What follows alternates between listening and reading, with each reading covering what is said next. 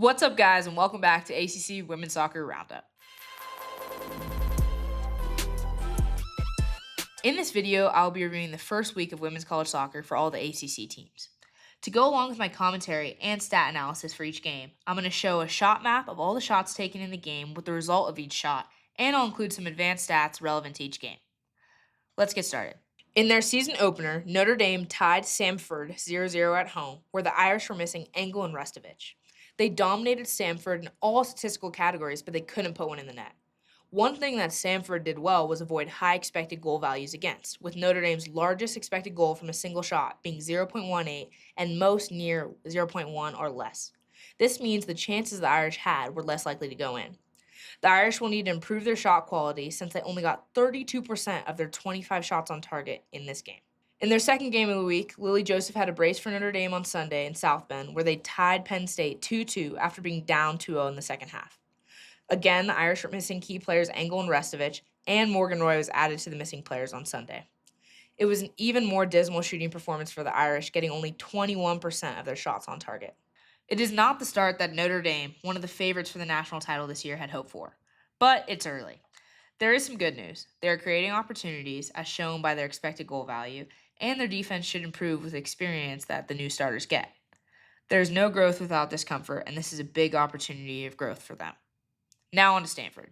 Stanford opened their season on Sunday in San Luis Obispo, beating Cal Poly 1-0. The Cardinal expected goal value was 2.2, and they completed almost 4 times as many passes as the Mustangs, and 18 of the 19 passes they had in the offensive box were completed, which is easily the highest percentage in ACC games this first week. They underperformed their expected goals, though, in large part due to only 24% of their shots being on target. They were strong where I expected, on defense, holding the Mustangs to an expected goal value of less than 0.3. But the Cardinal had to weather 3 of Cal Poly's 5 shots at the end to escape the game with a win. Stanford's only game of the week wasn't pretty. It was stressful, but they got the result. As they did in this game, the defense is going to shoulder a bigger burden than last year. The offense is a work in progress with potential that needs to be realized sooner rather than later if Stanford wants to stay near the top of the ACC. As we've noted with several teams, they need to get shots on goal. My advice, don't rush your shots. As the Navy SEALs say, slow is smooth and smooth is fast. Next up, we have Duke. Duke opened their season with a 3-1 win against USC in LA. Duke set themselves up for some easy goals with great through balls and well-placed passes in the box. Their 3 goals had an expected goal value of 0.9, 0.5, and 0.4 respectively. Their defense also held USC to an expected goal value of just 0.63. It was a great start for the Blue Devils. On Sunday, Duke ended their road trip with a 1-1 tie to UCLA. Courtright scored early for the Blue Devils on a free kick from just outside the box, but UCLA evened it out early in the second half, converting a PK. Notably, Duke didn't get a shot after the 25th minute of the game. And in the 72nd minute, Duke's outside back, Travers, got a red card for pulling hair, which after seeing the video may have been a harsh call as it seemed to be accidental and the intent was to just pull her jersey. In the end, UCLA couldn't take advantage of the Blue Devils being down a player and the game ended tied. Duke's win and a tie are solid results to start the year. It is a little concerning that they didn't create more opportunities against UCLA, especially as BYU had 14 shots and 7 on goal against UCLA on opening night. However, playing tough road games early teaches a team about itself, and Duke will get a boost long-term with what they learned about themselves this past weekend. On to FSU. In their opening game, FSU took care of business in DeLand, Florida, beating Stetson 4-0. It took a while to get rolling after a scoreless first half, but FSU's defense held Stetson to a minuscule 0.05 in expected goal value. I also liked seeing the high percentage of shots on goal for FSU, with almost 70% of their shots on target. FSU completed their 2 away games this weekend with a 2-0 win against FIU in Miami. As with their first game, they scored all their goals in the second half. However, the Seminoles struggled to create opportunities with an expected goal value of just 1.2, but their defense was again solid, holding FIU to an expected goal value of just 0.3. The Noles should be cautiously satisfied with their wins this weekend. When there's as much turnover from the year before, you expect it to take some time for a team to gel. The defense gets high marks, holding a solid FIU team to only 1 shot that had an expected goal of 0.1. The other 7 shots were all less than 0.1. It's also nice when the goals are spread around. In the 2 games, the 6 goals were scored by 6 different players. Let's see how they do against some tougher competition soon. Next up, UNC. UNC cruised by Fairfield at home on Wednesday, beating them 4-0. There's not much to see here, just a superior team executing to their capabilities. We see UNC had an expected goal value of 3.7, and their defense held Fairfield to an expected goal value of 0.2. Some highlights include a brace for Davy and Munson. Again, UNC took care of business at home on Sunday with a dominant 8-0 win. Looking at the stats, with an expected goal value of 5.42 for UNC and only 0.07 for their opponent, you can see UNC dominated, as expected. Highlights for the team included a Davy hat-trick and a brace for Denigan. UNC got off to a good start. Their games weren't particularly challenging, but they took care of them as you would expect a team with national championship aspirations would. They were able to get a lot of players some decent minutes, and it's certainly not the worst way to start off the season. Let's see how they keep it going against better comp. Now, on to Virginia. UVA started off their season with a solid 3-1 win at home against Northwestern. None of their 3 goals had an expected goal value of over 0.22, so they were doing it the hard way. One statistic that sticks out for UVA is passes into the box. The Cavaliers had 16 passes into Northwestern's box, completing 12, while the Wildcats had 2 with none completed. Gio Canale also had a highlight reel goal in this game. For their second game of the week, advanced stats were not accessible, so sorry about that. Virginia started off strong at home against Liberty, creating multiple good chances. However, they were only able to capitalize on one in the first half. The second half tilted toward Liberty, and Virginia struggled to get chances. They made some unforced errors on defense, and Liberty was dangerous. The game was in doubt until Rademacher put in a rebound in the 73rd minute, sealing the game for a 2-0 win for the Cavaliers. Virginia started the season with 2 home games and 2 victories. There is a little room for nitpicking each game, though. An expected goal value of just 1.1 at home against Northwestern is low, but they did finish 3 of those chances, but that's not exactly easy to replicate. The first half against Liberty evened it out for them with multiple good chances but only netting 1 goal. In the second half, Liberty created more opportunities with the help of some shaky play in the back from Virginia. Next up, Wake. In their season opener, Wake Forest was able to grind out a 2-0 win at home against LSU. They almost doubled LSU's expected goal value, and they possessed the ball considerably more. But the Demon Deacons didn't score until 3/4 of the game was gone, and a second goal put the game away with just 3 minutes remaining. Once again, advanced statistics weren't available for Wake's second game. Wake took care of South Carolina at home on Sunday with a 3-0 win. While Wake had better overall opportunities, the game was 1-0 from the 15th minute until the 70th minute. And in the first half, South Carolina hit the crossbar on a header, and Amaral had to make a kick save on a partial breakaway. In the end, though, the Demon Deacons defense smothered South Carolina, allowing only a single shot on goal and 5 shots total. Wake should be pleased with this weekend. 2 shutouts, and they gave up very few good opportunities. They created decent offensive opportunities each game against 2 solid opponents. If they can continue to create offensive opportunities as they have, they will be competing for an ACC playoff spot. Now, Clemson. The Battle of the Tigers and Auburn ended in a 0-0 tie. Auburn had an advantage in scoring opportunities, but they didn't exceed 1 in expected goal value. Clemson had the ball more, but that didn't translate into scoring opportunities for them.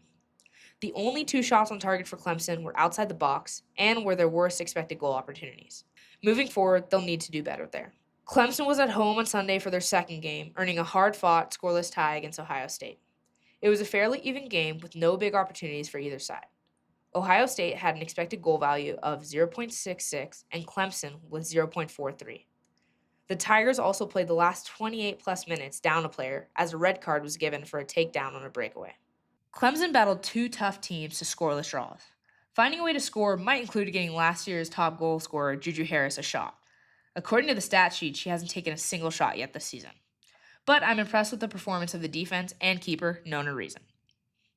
Next, Louisville. In their first game of the season, Louisville lost at home to Nebraska 3-1. Based on expected goal values, Louisville had the better opportunities and much more possession, with twice as many passes and a pass completion rate 50% higher than Nebraska's 46%. But the Cardinals couldn't convert until the 89th minute. The Cornhuskers also excelled in defensive duels, winning 80% of them. On Sunday, Louisville bounced back and outclassed IU Indy 5-1 at home with 5 first-half goals. They dominated in every category for an easy win. They had an expected goal value of almost 7, while IU was held to 0.66. Louisville also got off an impressive 31 shots. The win on Sunday probably did little to remove the bad taste from the loss to Nebraska. That was a game they could have won, and it was at home. They gave up a long ball for a breakaway for the first goal and a PK for the second. Giving up high expected goal opportunities often leads to disappointing results. Now, Cal. Cal played to a scoreless tie in their season opener at home versus California Baptist. The Lancers doubled up the Bears' expected goal value, primarily due to a PK that was pushed wide. The Bears had more overall possession, making and completing more passes in all areas of the field. In their second game of the week, Cal played at local rival Santa Clara on Sunday. They came away with a 1-1 tie, and based on stats, that was a reasonable result. Cal jumped out to a lead early in the 11th minute, but they conceded a PK in the second half. Almost half of Santa Clara's expected goal value came from their PK. In 2 games, Cal hasn't given up a goal in the run of play. That's good. However, they have given up a PK each game. Not so good. They'll have to clean that up if they want to compete near the top of the ACC. Their offense is the real concern, with an expected goal value of under 1 for both games. They have some work to do. Next up, NC State. NC State started off well, traveling to Harrisonburg, Virginia, and beating JMU 3-1. All but 0.2 of JMU's expected goal value came from their only shot on goal, a tap-in with an expected goal value of 0.9, after some Wolfpack miscommunication in the back. Otherwise, NC State had many more opportunities, and Bordelot picked up where she left off last year with a brace. In their second game, NC State dominated away against VCU Rams, scoring 2 goals each half for a 4-0 shutout win. Their defense provided solid support in the shutout, giving up an expected goal value of just 0.4 to the Rams. With 28 shots, 13 on target, and an expected goal value of 3, the Wolfpack ended their weekend on a high note.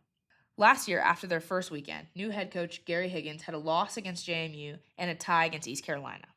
But they got things turned around by the time ACC games started, and they finished their season at .50, no small feat.